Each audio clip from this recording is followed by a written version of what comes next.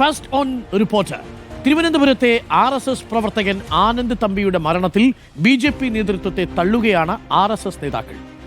ആനന്ദിനെ സ്ഥാനാർത്ഥി നിർണയ യോഗത്തിലേക്ക് വിളിച്ചിരുന്നു. ആനന്ദ് RSSന്റെ സജീവ പ്രവർത്തകനായിരുന്നു എന്നാണ് മൊഴി. 7 വർഷമായി ആനന്ദ് RSSൽ ഇല്ലെന്നായിരുന്നു BJPയുടെ വാദം. ഹരിമോഹനുണ്ട് കൂടുതൽ വിവരങ്ങളുമായി. Harimohan, good morning. ഹരി, BJPയുടെ വാദങ്ങൾ പൊളിക്കുകയാണോ RSS നേതാക്കളുടെ മൊഴികൾ?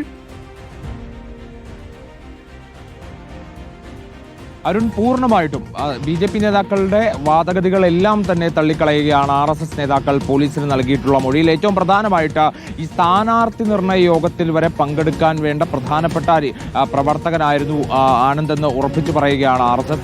പ്രത്യേകിച്ച് RSSന്റെ നഗർ കാര്യവാഹ രാജേഷ് ക്ഷണിച്ചതുകൊണ്ടാണ് ആനന്ദ് കെ തമ്പി തൃക്കണ്ണാപുരം വാർഡിലെ സ്ഥാനാർത്ഥി നിർണയ യോഗത്തിൽ പങ്കെടുത്തത് എന്നുകൂടിയാണ് RSS നേതാക്കൾ, രാജേഷ് അടക്കമുള്ള RSS നേതാക്കൾ പോലീസിന് മൊഴി നൽകിയിട്ടുള്ളത്. ആ സ്ഥാനാർത്ഥി നിർണയത്തിൽ ആനന്ദ് പങ്കെടുക്കുകയും അവിടെ നടന്ന ചർച്ചയിൽ പങ്കാളിയാവുകയും ചെയ്തിട്ടുണ്ട് എന്നുള്ളതാണ് പോലീസിന് ലഭിച്ചിട്ടുള്ള മൊഴി.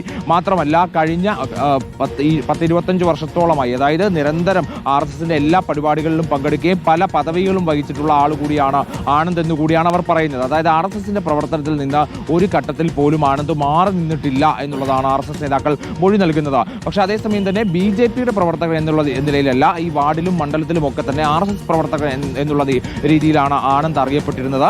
BJP നേതാക്കൾ പക്ഷേ RSSുമായി കഴിഞ്ഞ 7 വർഷമായി ആനന്ദിന് ബന്ധമില്ല എന്നുകൂടിയാണ് പറഞ്ഞത്. സംസ്ഥാന സെക്രട്ടറി S. സുരേഷും ജില്ലാ പ്രസിഡന്റ് കരമന ജയനും അടക്കമുള്ള ആളുകൾ ആദ്യം ആ വാദഗതികളാണ് ഉയർത്തിയത്. പിന്നീട് ഈ വിഷയങ്ങളിൽ നിന്നൊക്കെ പ്രതികരണത്തിൽ നിന്ന് മാറി നിൽക്കുകയായിരുന്നു നേതാക്കൾ ചെയ്തത്. അതായത് RSSന്റെ ഭാഗത്ത് നിന്ന് കടുത്ത അതൃപ്തി BJP നേതാക്കളെ അറിയിച്ചിട്ടുമുണ്ടായിരുന്നു ഈ ആനന്ദിനെ തള്ളിപ്പറഞ്ഞതുമായി ബന്ധപ്പെട്ടുകൊണ്ട്.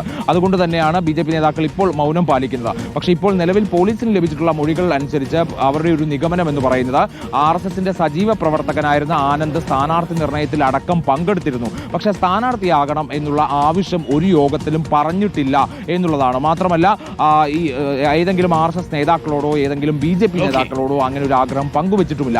ആകെ പറഞ്ഞിട്ടുള്ളത് സുഹൃത്തുക്കളോടും കുടുംബാംഗങ്ങളോടും മാത്രമാണ് എന്നുള്ള കാര്യവും ഏറെക്കുറെ പോലീസ് ഉറപ്പിക്കുകയാണ്. അതുകൊണ്ട് തന്നെ ആത്മഹത്യാ പ്രേരണാ കുറ്റം എന്നുള്ള നിലയിലേക്കുള്ള വകുപ്പുകളൊന്നും തന്നെ ചുമത്താൻ സാധ്യതയില്ല എന്നുള്ളതാണ് ഈ ഘട്ടത്തിൽ അറിയാൻ കഴിയുന്നത്. Arun, thank you. ഹരിയാണ് വിവരങ്ങൾ നൽകിയത്.